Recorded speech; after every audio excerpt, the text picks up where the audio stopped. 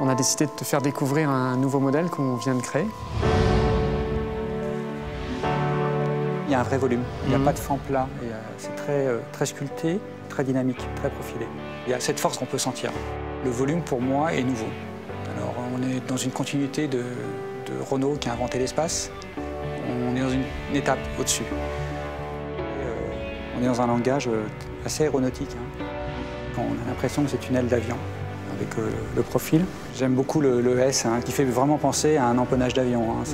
Toutes ces lignes en S, en fait, c'est de la fluidité. Ça crée une stature à la voiture. Les espaces précédents avaient une continuité. Celle-ci, il y a vraiment une rupture. C'est tout en détail. Ce que j'aime beaucoup sur l'extérieur sont tous les aspects de traitement des chromes. Tout est traité avec subtilité. C'est de l'élégance à la française, c'est la haute couture. La face avant, oui, c'est une Renault. Là, c'est évident.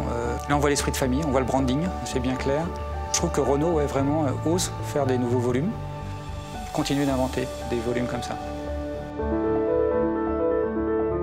Qu'est-ce que ça donne de l'intérieur? C'est ça qui est très important, parce qu'on passe quand même plus de temps à l'intérieur de sa voiture qu'à l'extérieur. On a une position très confortable, mais assez haute. Et puis surtout, ce toit en verre, là, qui est immense, tout simplement immense.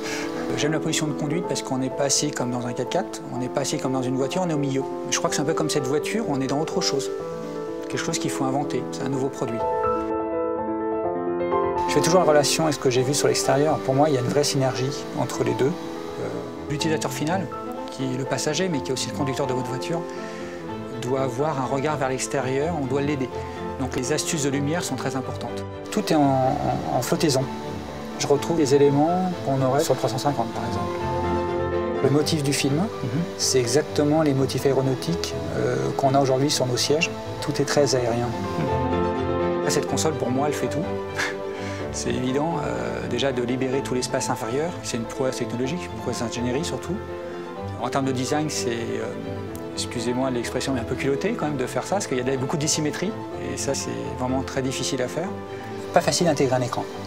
Et là, il y a une cohérence, l'écran est une pièce. Là, je me retrouve dans des valeurs Renault. On sent vraiment qu'on est dans un futur de l'espace.